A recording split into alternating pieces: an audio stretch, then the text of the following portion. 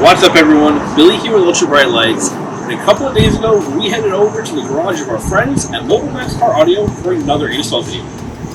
In this install, we worked on a 2018 Ram 1500. We mounted two T3 grill lights onto an intersection bracket, which we then mounted onto the front license plate. In the vehicle, the customer already had a UBL visor bar, two Phoenix 200 stick lights in his rear window, as well as a Z-Flash. We hardwired all of these lights to a 4200 mini controller, which we mounted right in that center console. Let's take a look at how we did it.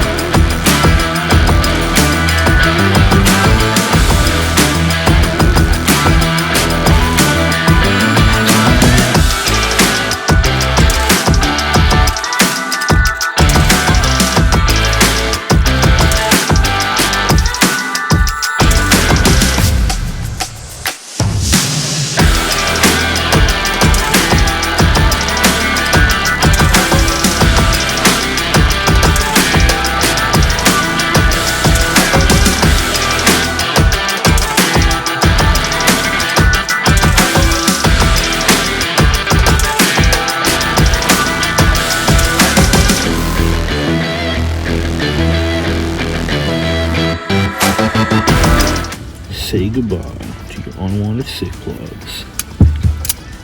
Ooh. Get that. I did not expect that to be that easy.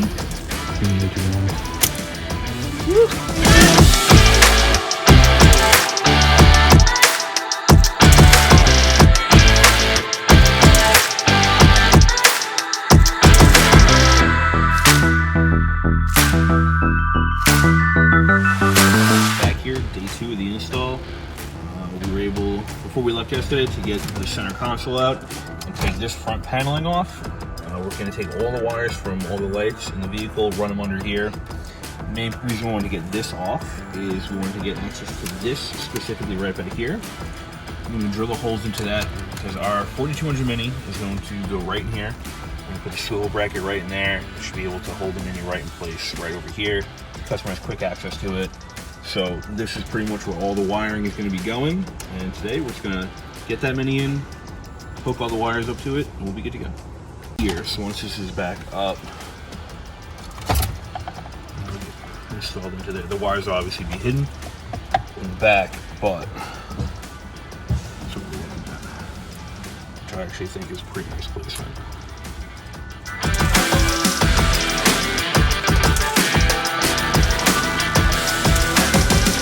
This out because the customer has requested that we hardwire it to that 4200 Mini.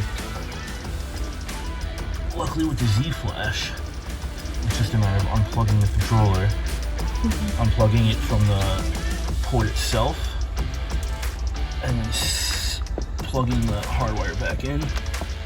We removed the toggle switch from the Z-Flash and replaced it with the hardwire cable. It was as simple as unplugging this port from the Z-Flash, replacing it with the same looking plug from the hardwire. Instead, we'll just have the other end of that hardwire connected to the 4200 Mini so the customer can control his Z-Flash through that Mini along with the rest of the setup.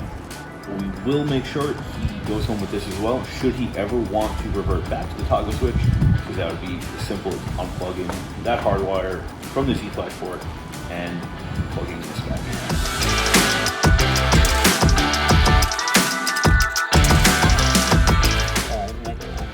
These are the wires from the intersection rack, the license plate we put in the front, the two T3s. So we're running those up and in to behind here. Like I said before, this is where all the wiring is going to be connected to the 4200 Mini from. So we we have to run the intersection bracket with the T3s and the hard wire from the Z-Flash. And tuck everything in behind here. Give a nice clean finish when we're done.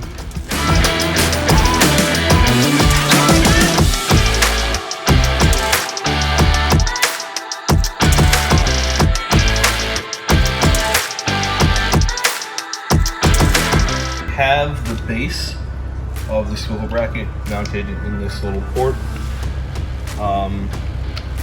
It's just a little bit of a tighter space, so we kind of have to finagle it a little bit to get the actual other end of the swivel bracket to connect, so the wire can sit in place. And we've just done it.